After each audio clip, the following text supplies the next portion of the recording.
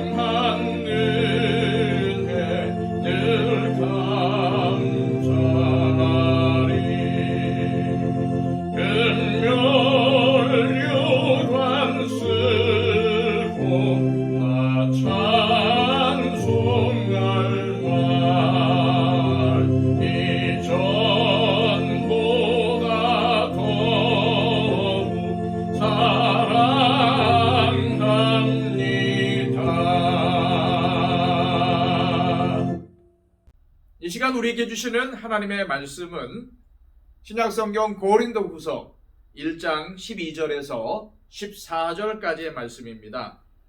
신약성경 286쪽입니다. 우리가 세상에서 특별히 너희에 대하여 하나님의 거룩함과 진실함으로 행하되 육체의 지혜로 하지 아니하고 하나님의 은혜로 행함은 우리 양심이 증언하는 바니 이것이 우리의 자랑이라.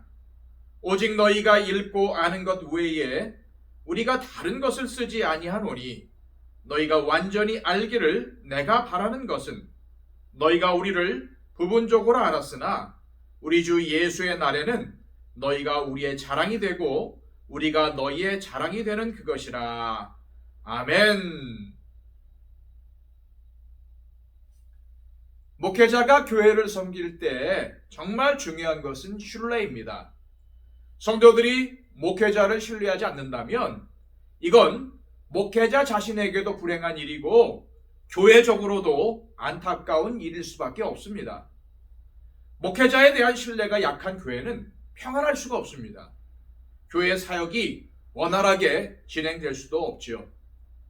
목회자와 성도 간에 신뢰관계가 깨지면 조그마한 일도 걷잡을 수 없이 커져서 큰 분란이 생깁니다. 반면에 목회자에 대한 신뢰가 강한 교회는 설령 어려움이 생기더라도 빨리 극복해낼 수 있습니다. 교회가 평안하고 사역도 잘 진행될 수 있지요. 그래서 목회자는 무엇보다도 믿을 만한 사람이 되어야 합니다. 고린도 교회가 혼란스럽게 된 이유 중 하나는 일부 성도들이 고린도 교회를 개척한 바울을 신뢰하지 않았기 때문이었습니다. 바울은 교회와 성도들에게 큰 잘못을 저질렀거나 그들을 속였거나 자기 이속을 챙기려고 교회를 이용한 일이 없었습니다. 그는 정말 순수한 마음으로 교회를 섬겼죠. 하지만 내 마음과는 상관없이 오해가 생기는 일들도 있지 않습니까? 나는 절대 그런 의도로 말하거나 행동하지 않았는데 상대방은 오해해서 시험에 들거나 교회를 떠나기까지 합니다. 그래서 저와 같은 목회자들은 설교를 할 때 참 고민이 많습니다. 목회자가 설교한 내용이 누군가에게는 힘이 되고 위로가 되지만 다른 누군가에게는 상처가 되고 시험에 들게 할 수도 있기 때문입니다. 말씀을 바르게 전했는데도 성도가 시험에 드는 경우가 생길 수 있습니다. 설교만 아닙니다. 목회할 때도 성도님 중에서 차별을 당했다고 상처받았다고 오해할 수 있습니다. 물론 당연히 목회자도 실수할 때가 있습니다. 그래도 평소에 신뢰관계가 잘 형성되어 있다면 실수였겠지라고 대수롭지 않게 넘어갈 수 있지만 교회에 대해 서운한 마음이 있거나 목회자에게 불만이 있는 성도의 경우 목회자가 일부러 자신을 외면하고 차별하는 것 같은 느낌을 받을 수도 있습니다. 그러고 보면 사람 사이의 관계라는 것이 참 어렵고 복잡합니다. 내 속을 훤히 드러내 보일 수도 없고 한 번 생긴 오해는 좀처럼 쉽게 풀리지 않습니다. 모든 상황을 주님께 맡기고 그냥 참고 인내하며 넘어갈 수밖에 없는 경우가 생깁니다. 여러분들에게도 이러한 경험이 있었을 것입니다. 오늘 본문은 이렇게 시작이 됩니다. 12절 말씀입니다.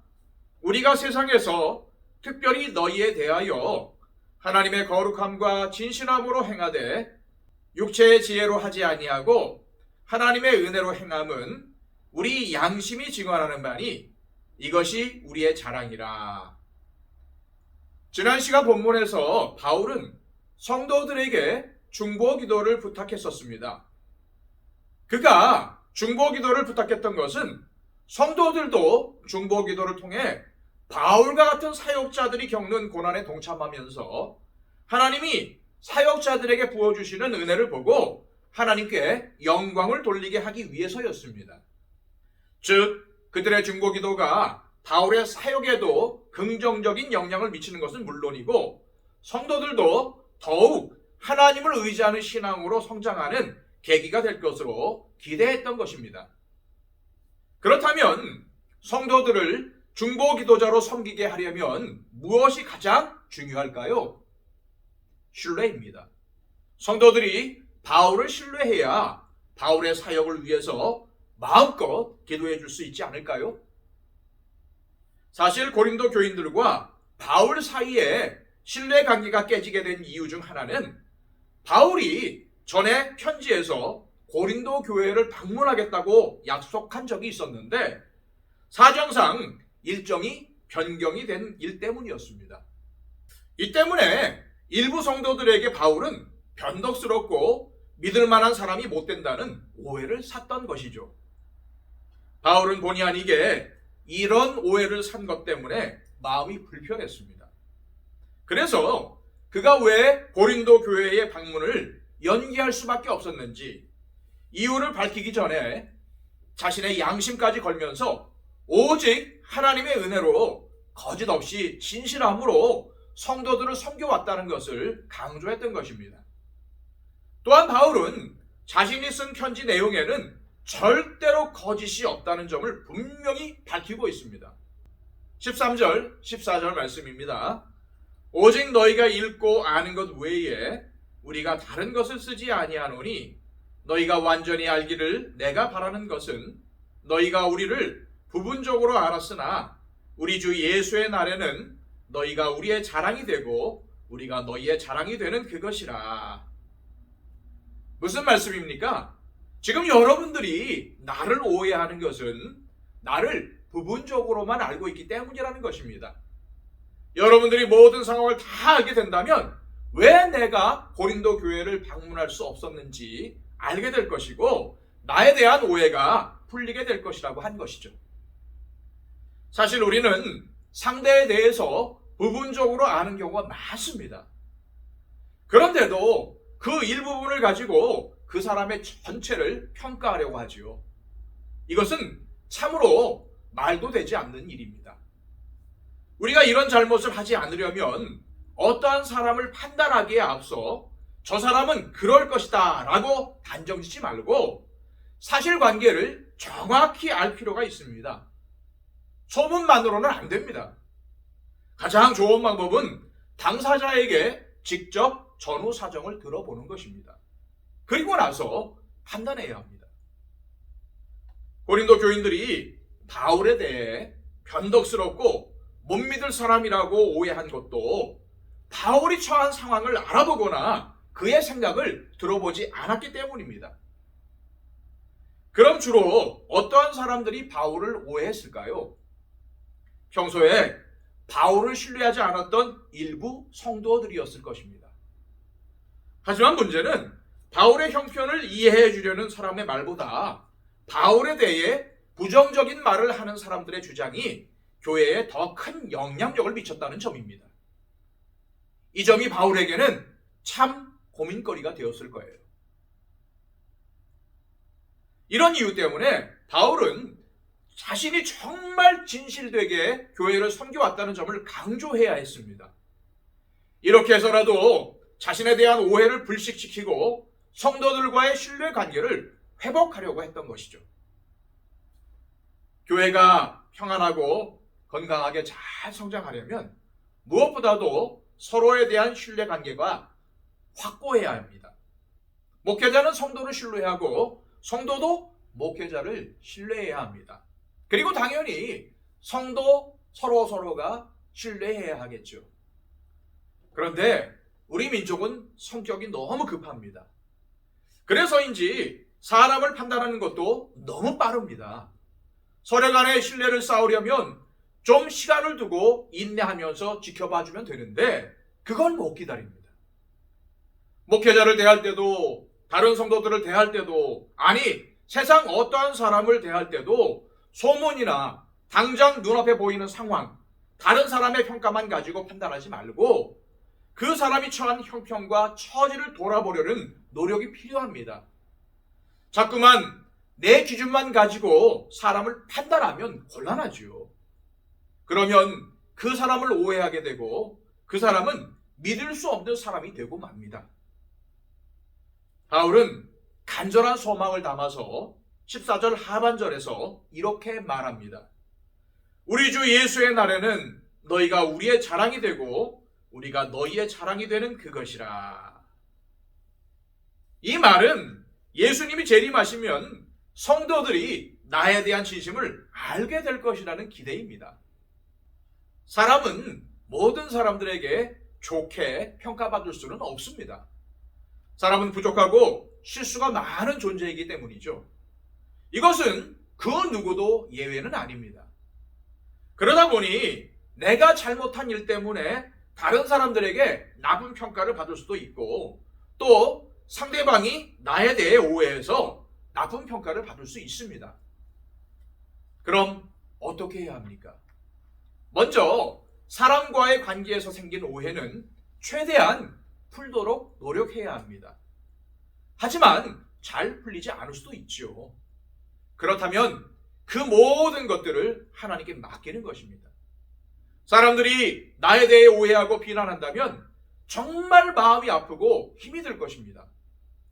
하지만 그럴 때 중요한 것은 내가 하나님 앞에서 신실한 사람이 되는 것입니다.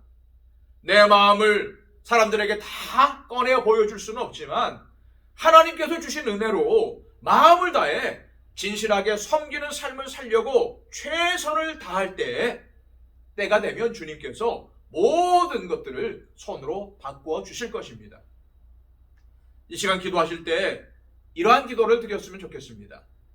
주님, 내가 하나님을 신뢰하고 다른 사람들도 신뢰하며 살게 하옵소서. 상대에 대한 선입견이나 편견, 다른 사람들에게 들은 소문이나 판단으로 사람을 평가하지 않게 하옵시고, 전후 좌우의 상황, 상대의 말을 들은 뒤 지혜롭게 생각하게 하옵소서. 내가 오해를 하거나 오해를 받는 경우 내가 먼저 오해를 풀려고 노력하게 하옵소서. 그러나 오해가 풀리지 않는 경우 하나님께 맡기며 하나님 앞에 또한 사람 앞에서 진실하게 행하게 하옵소서. 또한 우리 주변에 육신의 질병을 가진 분들, 또한 육신의 약함을 가지고 있는 분들을 위해서 중보해 드렸으면 좋겠습니다. 임창 집사님, 박영채 집사님, 이복진 권사님의 건강 회복을 위해서도 기도해 주시기 바랍니다. 또한 우리가 알지 못하지만 눈물을 흘리며 고난 가운데 있는 성도들도 있을 것입니다. 그분들을 기억하시면서 기도해 주십시오. 우리 교회는 얼마 되지 않기 때문에 우리 성도님들 한 분 한 분을 기억하면서 중보해 주시면 정말 하나님께서 기뻐하시는 기도가 될 줄로 믿습니다. 또한 우리 교회의 성장과 부흥을 위해서 기도해 주시고, 또 온 세계를 다니며 복음을 전파하시는 선교사님들을 위해서 기도해 주시기를 바랍니다. 우리 다 함께 기도하겠습니다.